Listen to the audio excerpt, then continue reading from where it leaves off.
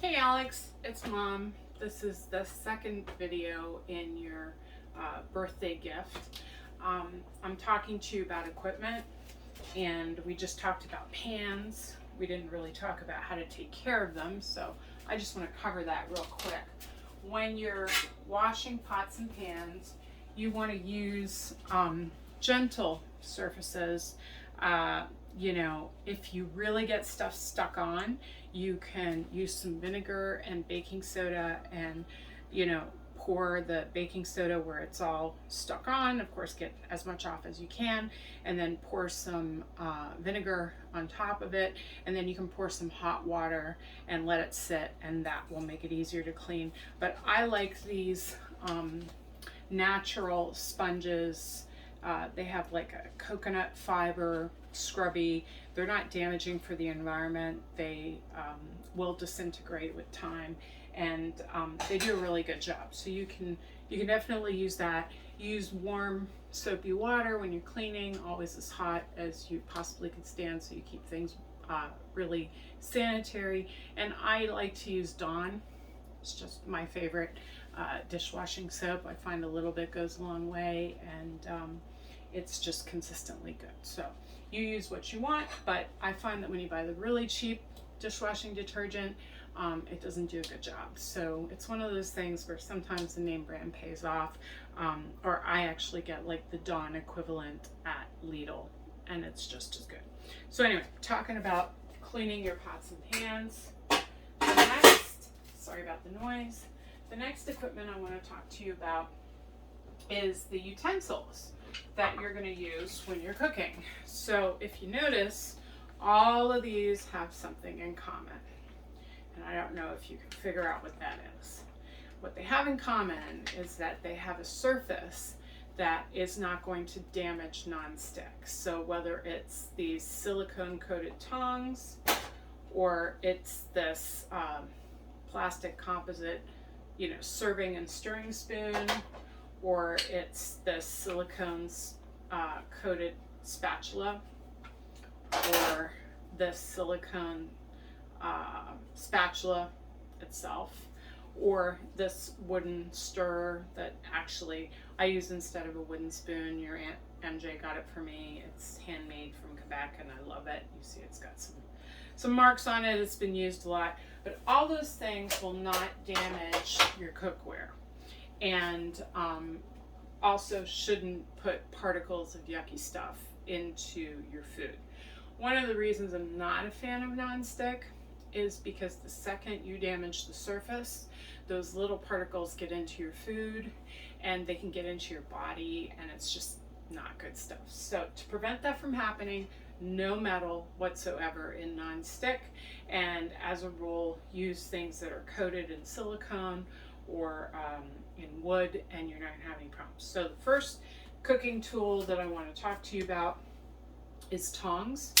Tongs are great because you can grab something with them. You can use them when you're cooking to stir. You can use them to move like big amounts of meat or big amounts of vegetables. I like at least a 10-inch tong. I have a couple. I have a smaller one, and I used to have a really big one, but I don't know where it went. But anyway, as you can see, this has seen better days, but it's Cuisinart brand, and it's really solid, and you want one that's going to catch like this so that it stays closed, just less, takes up less space. And the silicone's really nice because you can clean it really, really easily, and it doesn't melt and go into your food. The second thing I want to talk about is a silicone coated spatula that is relatively solid. I'm going to show you the difference. This is a fish spatula, and I have this because somebody gave it to me, but it's really flimsy, and you can't get under a hamburger with it. It's really for very light, delicate things.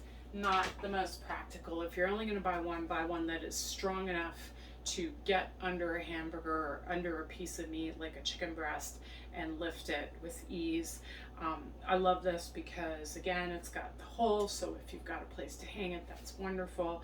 And it's, I think this is like Cuisinart or Monyka or something, but I got it at Marshall's very inexpensively, and I use it a lot.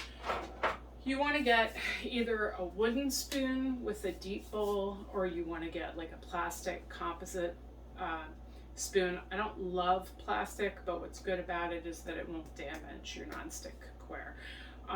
In a perfect world, I would have a wooden one like this, but I kind of get torn, you know, when it comes to the environment. If I throw it out or I get rid of it, I'm just putting it back into the environment. At least if I'm using it, it's not, you know, out floating about maybe getting into, you know, the environment in a bad way. But as you see, this has a deep bowl.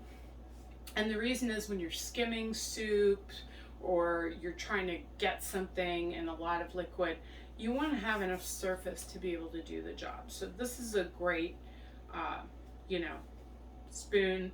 I use it pretty much every day. Very practical.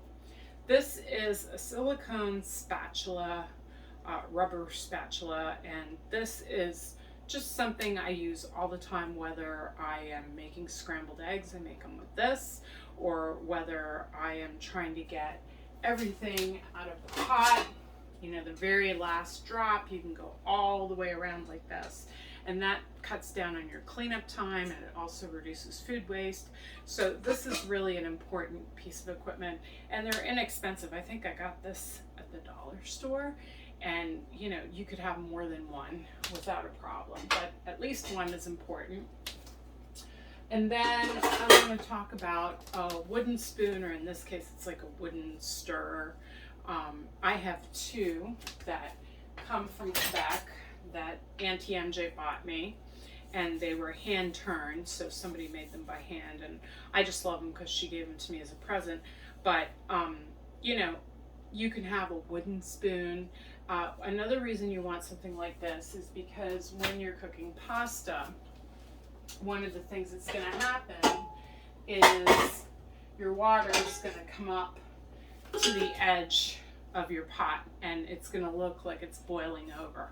And something to do to prevent that from happening is you just, for whatever reason, I don't know why it works, must be, you know, chemistry or physics, but you just put a wooden utensil like that and it will never boil over. Now, I'm not saying if your water is all the way up to the edge that it won't boil over, but I'm saying if your water is at least 2 inches from the top, it shouldn't boil over. And one of the things I tend to do when I'm boiling pasta or anything like that is I bring it to a rolling boil, I put the pasta in, and then I lower it just a little bit. So it's not at the highest temperature, but it's like maybe at like a medium high.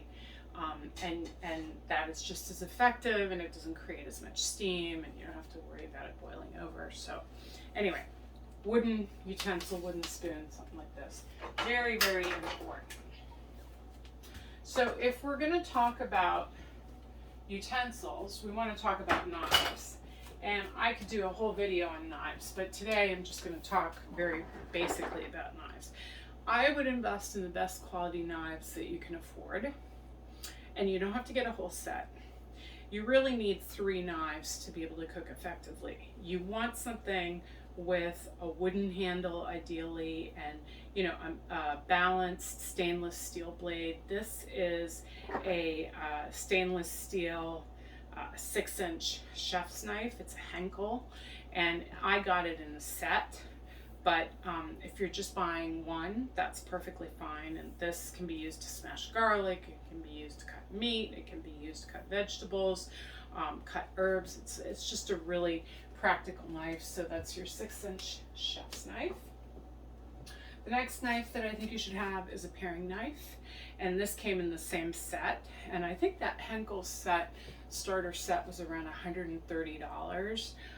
But if you're just buying individual knives, you want to have the 6-inch chef's, and you want to have this little 2 or 3-inch, I think this is like 2.5 inches, whatever, it doesn't matter, but about the size of your index finger. You want to have a paring knife, and you're going to use this more than you realize for, you know, cutting up, you know, pieces of vegetables, pieces of fruit, getting, you know, the eyes out of potatoes when you're preparing them to cook those. So definitely want to have a paring knife. You definitely want to have a utility knife. And why I like a utility knife is because it's got the serrated edge. So that means you can cut things that are harder to cut safely with a chef's knife unless it's really, really sharp, like a tomato, um, or lemongrass, if ever you're cutting lemongrass, or very fibrous herbs like rosemary.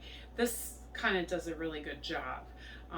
You can also use the chef's knife to chop herbs, but when it comes to lemongrass, I find for whatever reason this just works the best for me. So those are the 3 knives that I think you should have: the 6-inch chef knife, the 2.5 or almost 3-inch paring knife, and then this utility knife.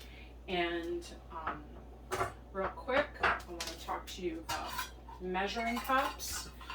You want to get stainless or metal measuring cups. You don't want any plastic because that's just an opportunity for them to pick up flavors, not clean very well, and also get melted or damaged or burned. So you really just need a 1/4 cup, a 1/3 of a cup, 3/4 of a cup, and 1 cup. And metal is what I prefer. So that's it for phase 2 of the cooking equipment for your kitchen. I hope that that was helpful for you. And remember, you don't have to have it all at once. I love you. Happy birthday. And I hope that you enjoyed this video and that it gave you some good advice.